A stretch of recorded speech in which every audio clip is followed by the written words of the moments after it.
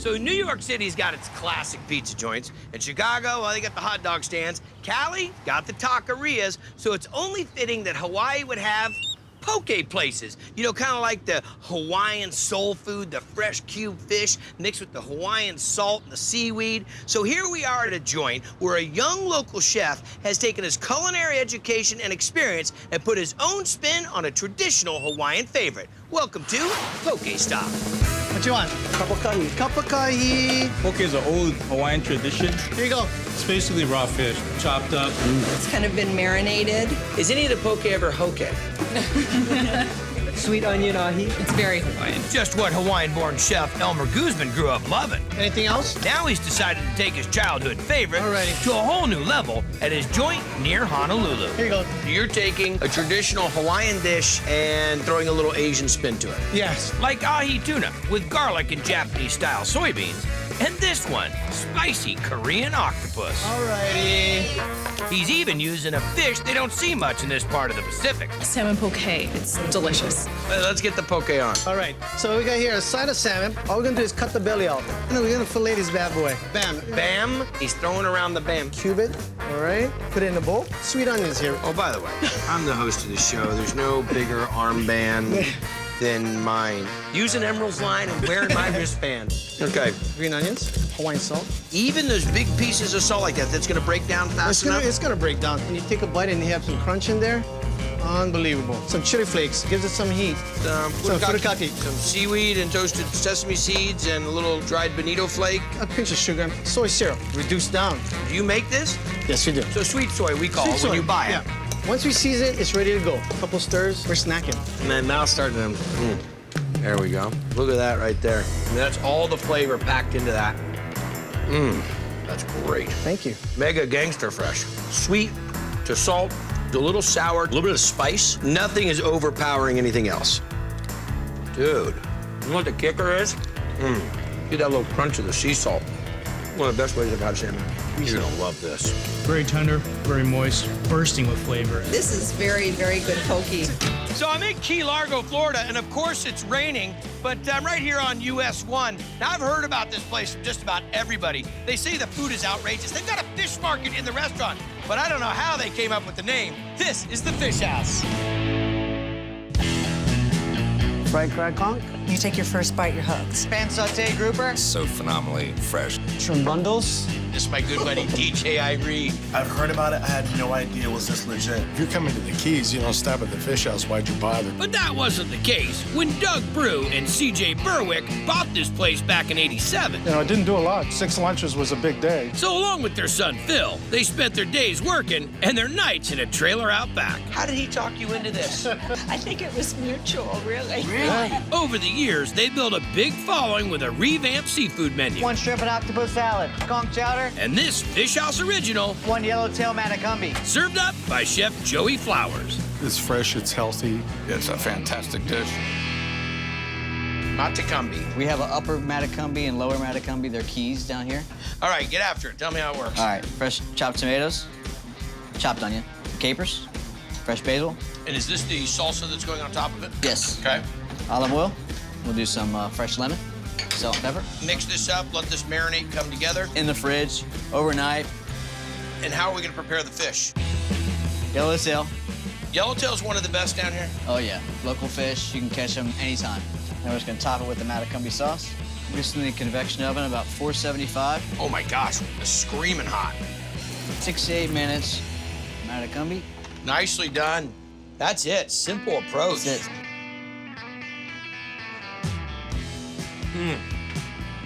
Delicate, tender, taste the fish, little brininess of that caper, little kick of the onion and the shallot.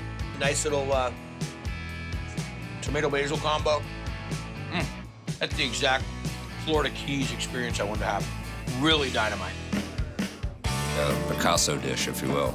Presentation is always beautiful. This stuff comes out of the water about 300 yards over there. They have their own fishermen that fish for them. And while you can reel in a fresh catch at their in-house fish market, We've taken the shrimp home, we've taken the yellowtail home. most of these beauties head straight for the kitchen. If you love fish, you're gonna love the Fish House. When I came down to the Keys. This is the seafood restaurant I wanted to come to. You can't hear the seagulls, you don't see any boats, and you got a freeway in your front yard. Right. Yet this is probably one of the greatest seafood experiences I've had down here. Thank you. Here in New Orleans, there's plenty of famous restaurants that are just packed with tourists. But if you live here, you need your own places to go. You know, that the out-of-towners don't know about. Like this joint, Joey K's. All right, guys, y'all enjoy. It's the typical neighborhood restaurant in New Orleans. You know the menu by the day? Great down home, comfortable food. Prices are good, food's great. They make you feel welcome. What more could you ask for? The owners are really nice people. They're nice people. They're great. That'd be Cindy Farnay and her husband, Sam. Had you been in the restaurant business? Never. Ever. Till 89. There you go. When they got a chance to run this local landmark and decided, hey, why not? We're drawn into it. Right here. And they might have been new to the biz, but as New Orleans natives, You will enjoy it. they knew what mattered. Keeping the customers happy. With local favorites. Red beans and rice good? I have to go for the fried oysters, #1. Shrimp po' boy. Order up. All served up by head chef Darren Smith. All right. Known by everyone as Chef Smitty. We'll make a shrimp magazine. Named for the street Joey K's has been on for decades. How are you enjoying the magazine? It's very good. Some artichokes in there. It's very tasty. How do we start it? Flour, kosher salt, black pepper, granulated garlic. Mixing it up. I'm about to dredge shrimp in my seasoned flour. I add a little butter to my pan. Whoa, we got some butter in there, huh? It's like a hot tub of butter. It's like the public pool at Flavortown. Oh yeah, I'm about to add my shrimp to that nice butter. Shrimp into the deep end. Let that saute for a few minutes. Turn the shrimp over. Okay. That's an abundance of butter. Add artichoke heart. A little diced ham. I like the language you're speaking. White wine. The meeting here at Flavortown is going really well. Oh yeah, with the shrimp. It's all good. Granulated garlic. Woo.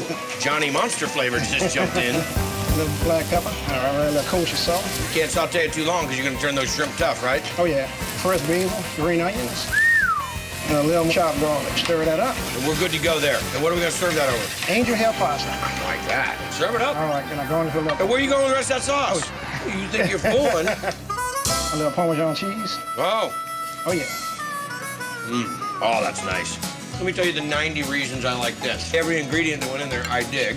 The ham and that shrimp. Nice little battering on there, nice and tender. Butter, white wine, garlic. Yeah. Can't go wrong with that. Rich, very filling. Good, very good. It was good that you named the street after this dish. So let's talk about how a lot of Triple D's get started. Well, usually involves you sending us an email and then us trying to track the joints down. But not this time. Not in San Francisco on the Embarcadero. No, this bad boy's all mine. Because my crew and I have been hanging here for years. I mean, we're talking fresh seafood, live music, a huge patio, and you know what? Good times. You gotta check out Pier 23. Come on, baby, have you heard? It's a fun, outdoorsy bar. All right, this steamed mussel. It also has great food. Baby, have you heard? Fish and chips, no slaw. Sea mussel. Really tasty, really fresh. Good food, good music, good company. Just the kind of place Flicka McGurran would want to hang out. Oh, well, thank you. So she bought the joint 25 years ago. Keep the music going, keep the food honest. Tell me about that. Fresh, delicious, seafood. That's it? That's it. I like the philosophy. So does longtime GM Alan Sproul. You got crab cakes coming up? We like to go out and eat. We like to eat fresh. We live in an area where we got some incredible fresh stuff. 2 SFs and a snapper sando. Steamed mussels and clams in a white wine and garlic sauce. It's phenomenal. And they're a local legend for this NorCal favorite. The oven roasted crab. The best roast garlic crab in the city, bar none. This, without question, is one of my favorite things about living in NorCal. We get this great Dungeness crab. How are we gonna prepare this bad boy? By boiling it, a little bit of salt. That's it. That's all she wrote. Now, how long is this gonna go down for, Alan? About 18 minutes. Cool thing about this is after we cook this, it's gonna turn bright orange. And then we pull it out, we'll ice bath it. To stop the cooking process, look at the color on that. Are you a body or a leg man?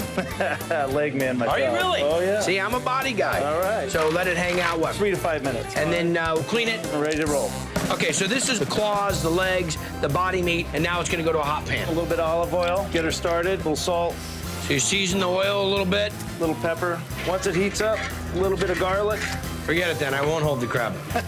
Garlic's the key, you know.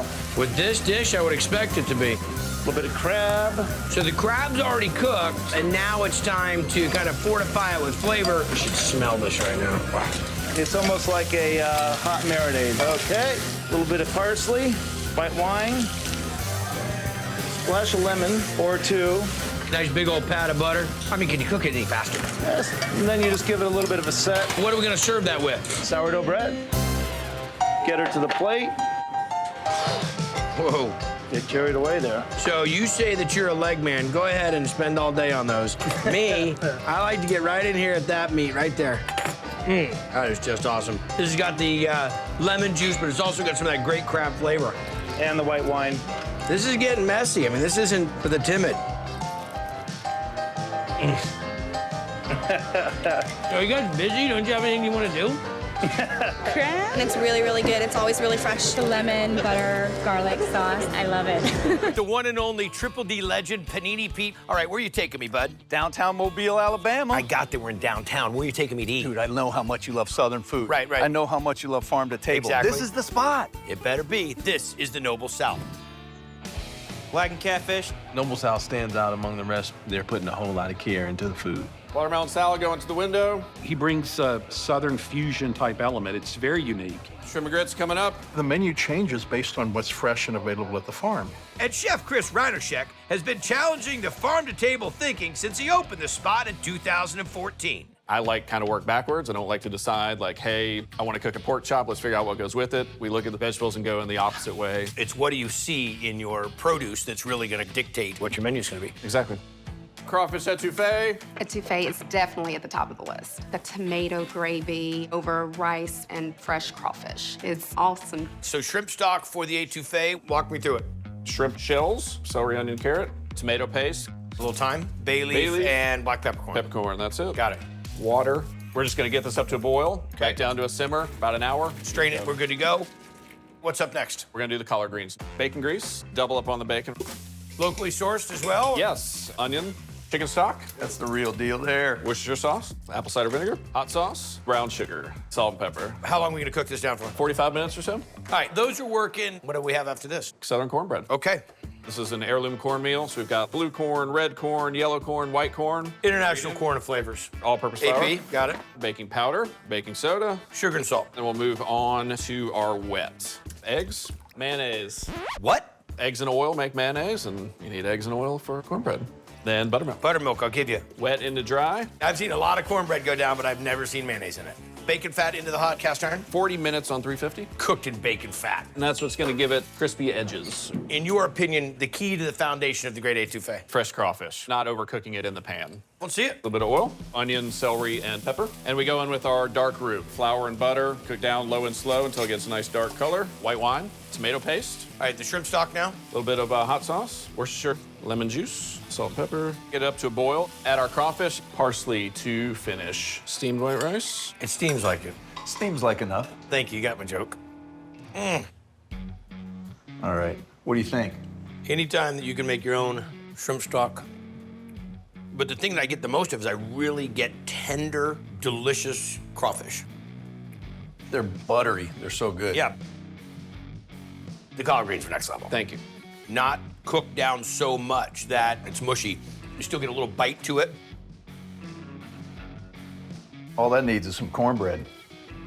The mayonnaise cornbread was so good. Really delicious.